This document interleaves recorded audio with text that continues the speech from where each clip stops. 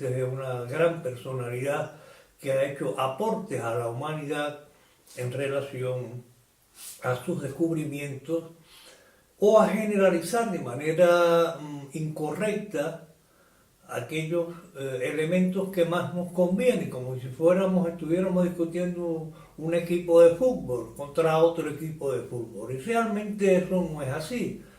Cada uno de los personajes de los que yo voy a hablar de manera muy breve han contribuido de manera notable al desarrollo de la humanidad, al desarrollo de la ciencia, al desarrollo tanto de la medicina como de la biología, de manera muy sencilla, muy sintética. Tenemos, por ejemplo, que se ha hablado mucho de Louis Pasteur, un químico, microbiólogo francés que vivió en el siglo XIX, 1800 y algo, ya lo verán ahí, y que es el descubridor de los microorganismos, de los bacterios, de la microbiología, planteó el desarrollo de la microbiología y decía que el origen de muchas enfermedades era precisamente la presencia de determinados microbios, ya lo llamo así, que generaban esas enfermedades. Es lo que hoy también ha dado como resultado, hoy ya se conoce así, como resultado el uso de los antibióticos, o sea, la causa de muchas enfermedades es un microorganismo, es un bacterio, y entonces hay que buscar el antibiótico que precisamente ataque a ese bacterio, neutralice la acción de ese bacterio y por lo tanto resuelva el problema de las infecciones que se suceden. Este es un planteamiento de Louis Pasteur. Pasteur también fue el descubridor de la vacuna, que inoculando, inyectando estos microbios atenuados, decía él, se lograba una reacción del organismo, una prevención del organismo contra la aparición de dicha enfermedad, y de ahí que fue el descubridor también de la vacuna de la rabia. En fin, pero indudablemente hemos llegado a extremos donde las personas o no utilizan los antibióticos o son renuentes a utilizar antibióticos o están en contra de los antibióticos. Yo he tenido personas que me dicen sencillamente que antibióticos no toman, ellos no toman antibióticos, y otras personas que por una simple gripe de inicio pues están tomando antibióticos, cosa que también es inadecuada porque los antibióticos, realmente la gripe es viral y los antibióticos no hacen nada contra los virus, más bien sobre los bacterios. Entonces ni una cosa ni otra. Yo creo que el uso de los antibióticos debe ser puntual, indudablemente, porque nosotros tenemos una microbiota en nuestro organismo a los cuales también ataca el antibiótico de manera indiscriminada cuando se usa. Pero hay que usarlo puntualmente cuando es necesario, cuando hay la aparición y se descubre el origen de esa enfermedad para atacar, precisamente neutralizar la acción de ese microorganismo. O sea que ni una cosa ni la otra. De hecho, está demostrado que cuando un elemento, un estímulo exterior, un agente exterior se plantea de manera permanente, de manera en el organismo recurrente, pues el organismo crea también mecanismos de resistencia. Sí, y esto está demostrado. En el caso de los antibióticos, se sabe que hay antibióticos que no hacen efecto porque precisamente se han hecho resistentes a determinados antibióticos. De ahí que no se debe abusar tampoco del uso de los antibióticos, sino que solamente por prescripción médica cuando sea necesario y únicamente necesario. Tiene el caso de la insulina, que sucede lo mismo. La insulina para los diabéticos, una vez que se va elevando el nivel de uso de insulina externa, exógena, que es como se llama, pues el organismo hace también resistencia a la insulina y ya no hay ese control que tenía antes.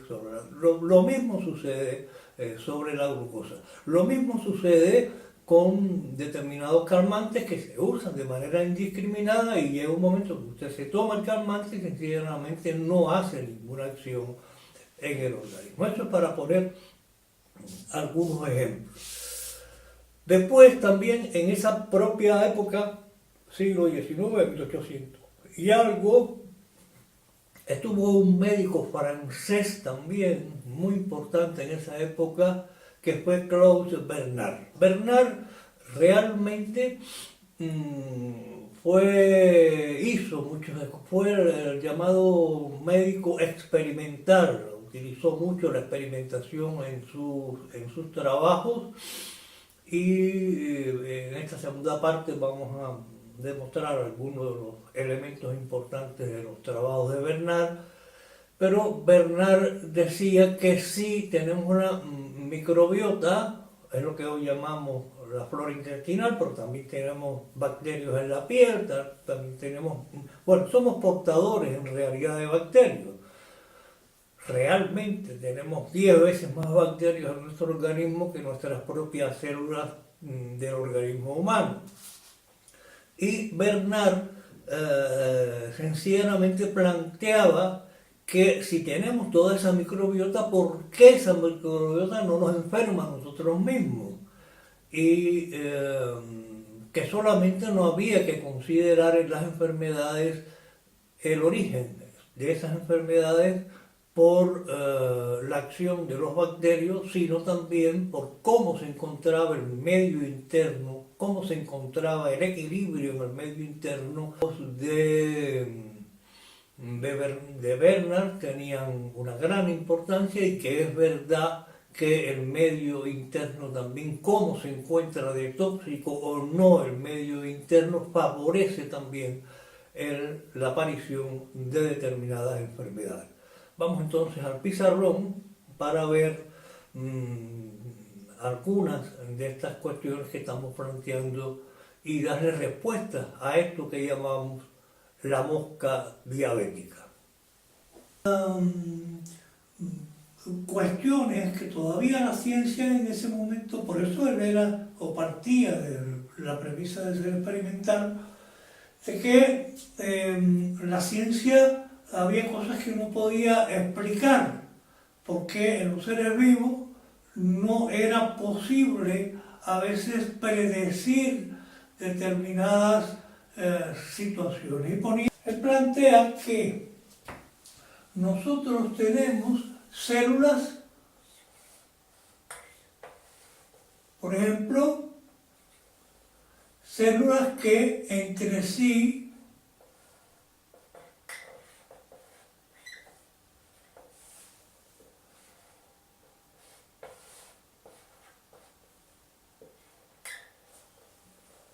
formaban los llamados tejidos, pero que entre esas células lógicamente había líquidos que eran capaces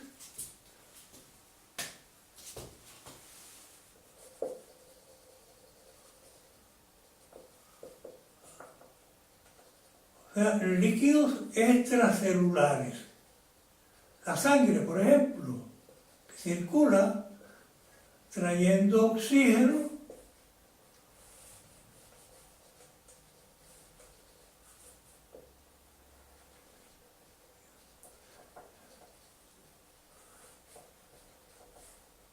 por ejemplo.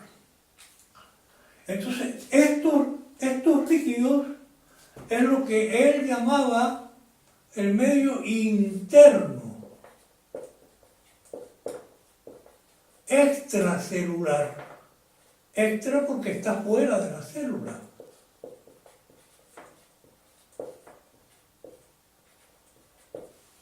El extracelular. Y ese medio interno extracelular permitía que las células vertieran hacia él sus productos de desecho.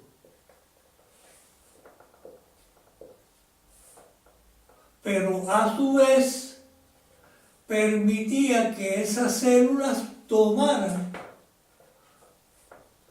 los elementos físico-químicos que venían en ese líquido extracelular. Ese medio interno, esto que llamamos, o que nosotros llamamos terreno, el terreno extracelular que permite de manera bilateral, o sea, de dentro hacia afuera y de afuera hacia adentro, mantener un permanente intercambio. Esto lo planteaba en 1800, mediados del siglo XIX, ¿verdad? O sea, Berna decía que había varios factores que permitían mantener ese equilibrio, a lo que hoy nosotros llamamos homeostasis organismal.